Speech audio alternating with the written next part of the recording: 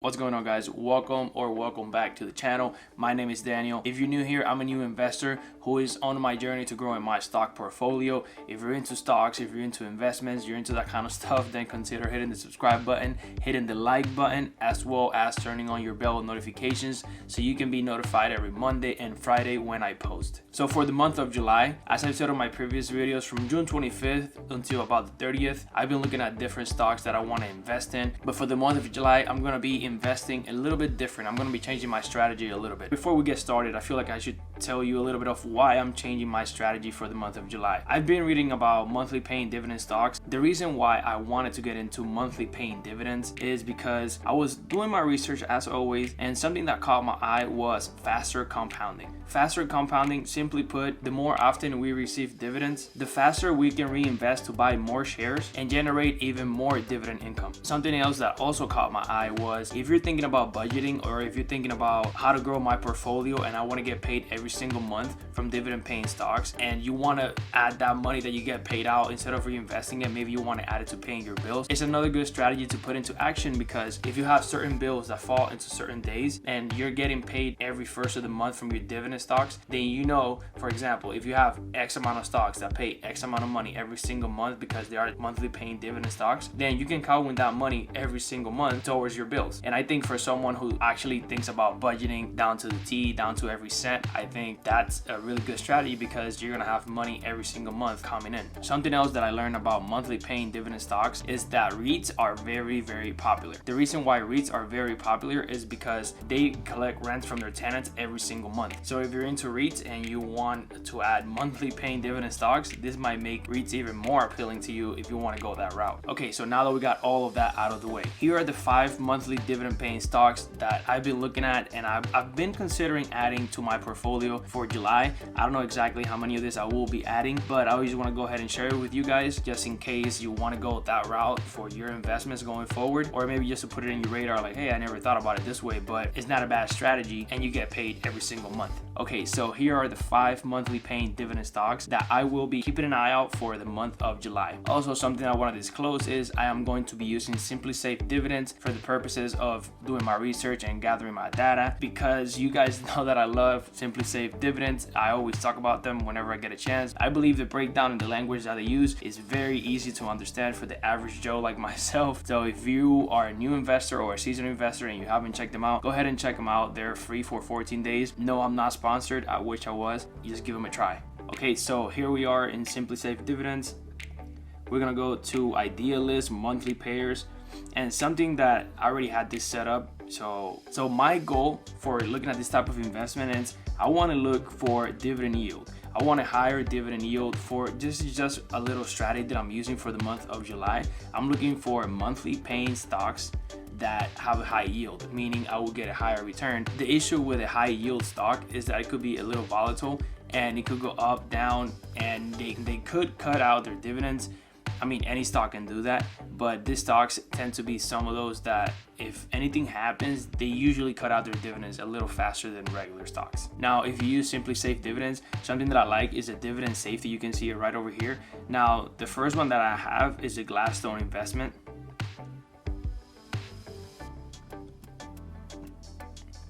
So you can see here that dividend safety 41. So it is, if you click on it, it'll give you a evaluation. It'll give you a little breakdown of why SimpliSafe marked it as a 41. I'm not gonna go into that. I don't want to make the video super long, but let's go back.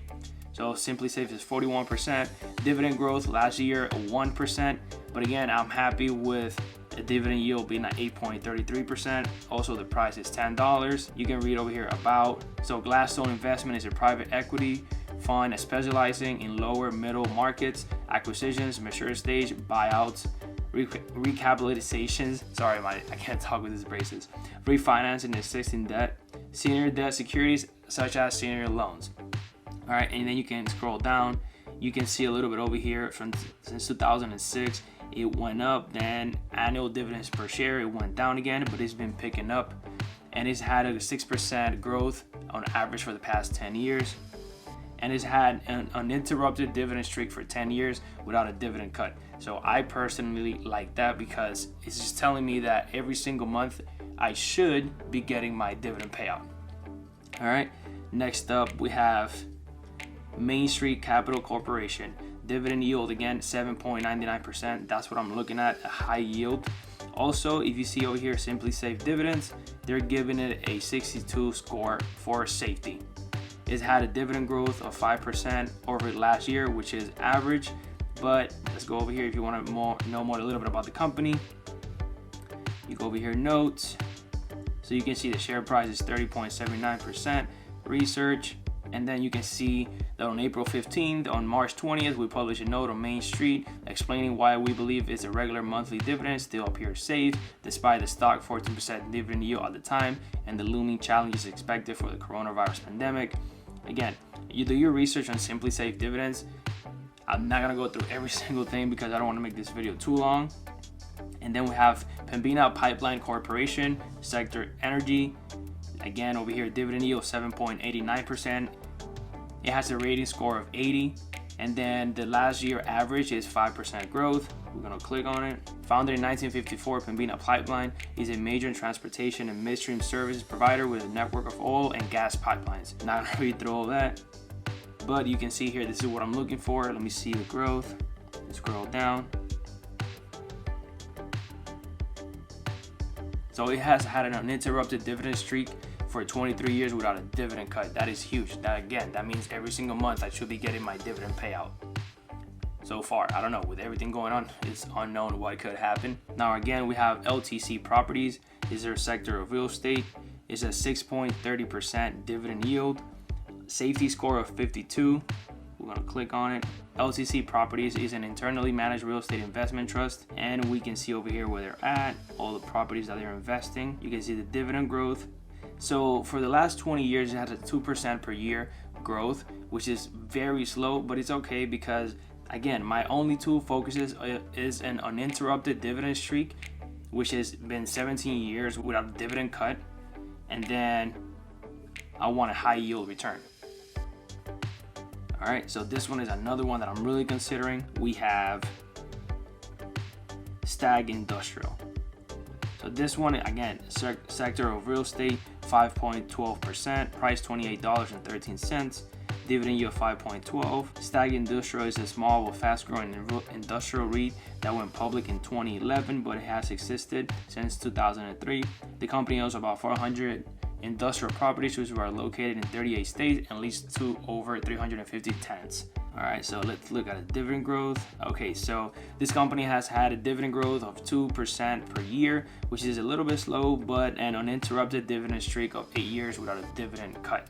Again, that is what I'm looking for, monthly paying every single month. So these are the 5 main stocks that I'm looking for to add for the month of July. And for the previous reasons that I talked about before, the dividend yield, I'm looking for a high yield. I know it's a little bit more volatile. I know it can cut the dividends. They tend to cut the dividends out a little bit more than regular blue chip stocks. But for me, this is something that I just want to give it a try for the month of July if I do decide to go for these 5 stocks. And if it works, then hopefully it does, but I just want to give it a try and see how it comes out.